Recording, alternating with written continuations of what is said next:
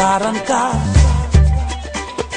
kat kat kat karam kat, mom sa bopam mo neex. My name is David Boyes. I work for Public Services International, which is a global federation of trade unions in public services. We represent about 20 million workers in 160 countries. My direct responsibility is to work on the files of energy, water, waste, and pension funds. So I think if I'm going to try to outline a little bit about what's going on in public services, I think it would be useful to talk about water first. Because as everybody knows, without water you're dead in 5-6 days. You're dead. The other thing that isn't so well known is that 50% of the hospital beds in the world are filled with people suffering waterborne diseases. That means they don't have access to potable water, they can't afford it, the government hasn't brought it to them, and so many people suffer and die because of this lack of a fundamental public service. Why don't they have this public service? The issue is pretty complex. The question is, well, a lot of people say it's too expensive. Actually, it's not. It is expensive, but at the level of a national budget, it's affordable. For all but, let's say, 30 of the poorest countries. They can afford it out of their own budgets. So then why don't they do it? Well, because water is not so sexy. Water, you have a reservoir far from your city, you have pipes that are all underground, you have a treatment station to filter all the shit. It's not sexy. So governments would rather spend money on weapons or on high-profile roads, on other sorts of infrastructure. The other problem can be when democracy or when governments don't work well enough, and that is a problem.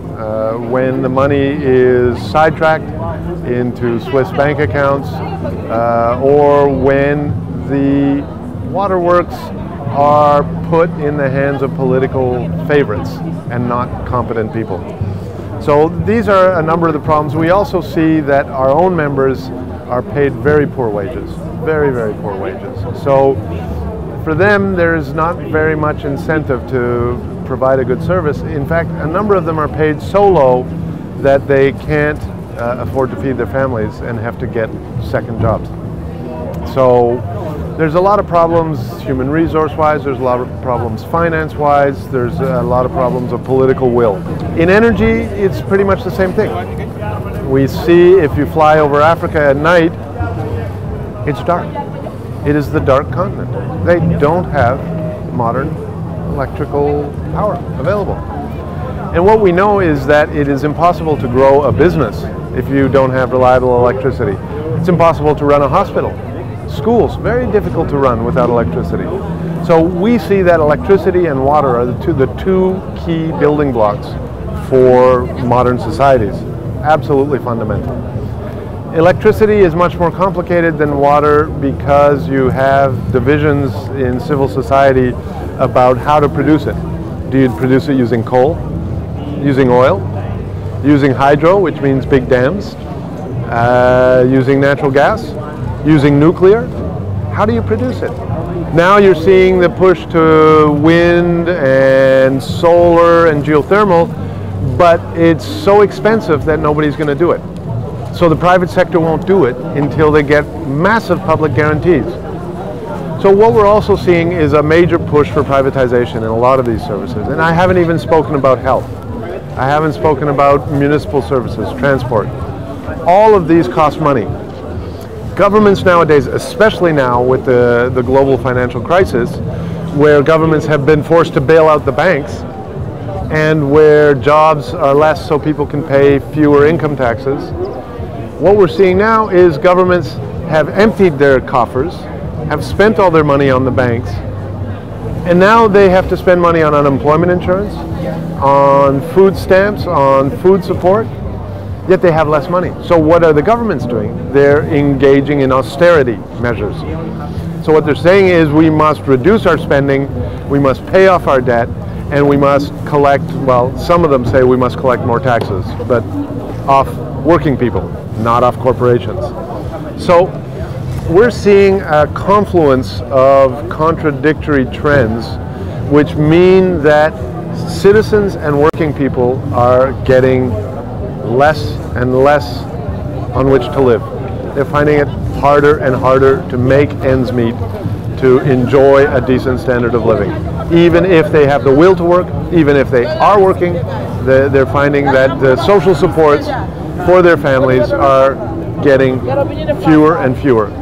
Hence, the governments have been pushing for privatization for a number of years, with the theory that A, the market is more effective and more efficient than public services, B, that the private sector can better capture the risk of making decisions about who gets access to services, what happens when you're not rich enough. So it's held that the private sector can manage those risks very well. The market allocates resources to where they're most effectively used. And finally, another assumption is that the private sector will bring its own money to invest. But what we're seeing, the experience of the past 15, 20 years, is that's not working. The private sector will not risk its own money. That in many public services, competition doesn't exist. In water, in electricity, very hard to have actual real competition because of the cost of these heavy network services. So what we see is that when the private sector comes in, they end up replacing a public monopoly with a private monopoly, and the only real difference is any savings that are made are taken out as in profits and sent out of the country for further mergers and acquisitions and other corporate extravagances. So what we're seeing in many developing countries is that the model of privatization has totally failed, in part because they don't bring their money. When they do come in and use government money, they export profits at a level of 20 to 25% per year, exporting those profits rather than reinvesting them. And fundamentally, and it's a discussion we hear about corporate social responsibility, the corporations are not able to absorb the social and environmental needs. They can only focus on profit maximization. So if you bring a public service where you have to make non-profitable decisions, the corporations can't do it. So we find them, for example, avoiding regulation. And we see a number of private water companies, it can happen with publics too, they're not all saints, they will pollute with their effluents. They will pollute the water because they know that they won't get caught. The regulations say you cannot put more than 1 part per million chlorine in your wastewater. But if you get caught, you will end up paying a small fine.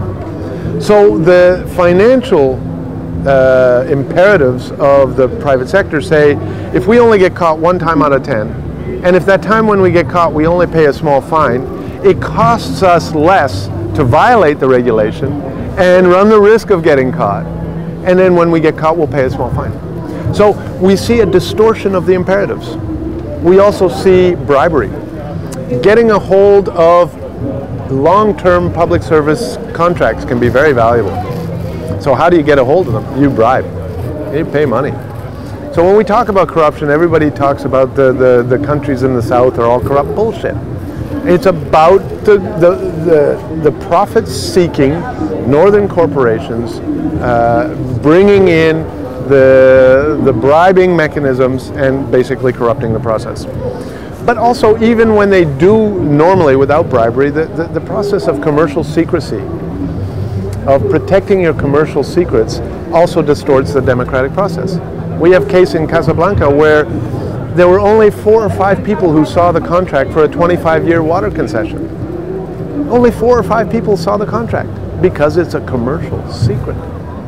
So all these trends mean that for us, for our members, but also for a lot of people in civil society, the privatization and marketization and financialization of everything is failing dismally. So what do? We oppose it. You have to research and know what the dynamics of privatization are, who the privateers are, who their allies are, in order to block it. And we've got to spread that knowledge throughout the communities. But it's not enough just to say no. What do we stand for?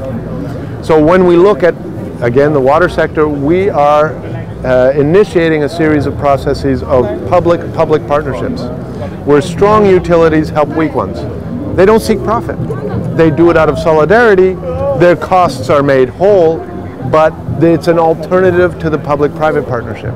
So we are working with the UN, we're working with local authorities, we're working with national governments, we're working with public operators to create a network of public-public partnerships between the utilities with the participation of workers and citizens in decision making. So that's just one small example of what we're trying to do here. We're working with the REDFAL, Federação das Autoridades Locais, to work with them to make the awareness that local authorities who deliver most of the public services have to engage in the global policy making, but also have to support their public utilities to engage in public-public partnerships. So that's one example. We're working here at different levels. We're working on the financial transaction tax because we believe that a lot of the speculation that's going on, whether it's financial speculation, commodity speculation, is making undeserved gains. Undeserved gains that are going to a tiny minority of the world's richest. And we believe that they must be taxed. Corporates and the speculators must be taxed. I would say we have to go further. We have to take a number of these issues out of speculation. We must break some of the market control of our lives. And that, I think, is a huge fight where the trade unions in the public sector are opening up to the citizens who depend on our services, are opening up to pressure the political leaders and all the multilateral institutions of the UN and the banks to create a more just and equitable society for all of our citizens, not just our members, but our families, our communities. Thank you very much. Thank you very much.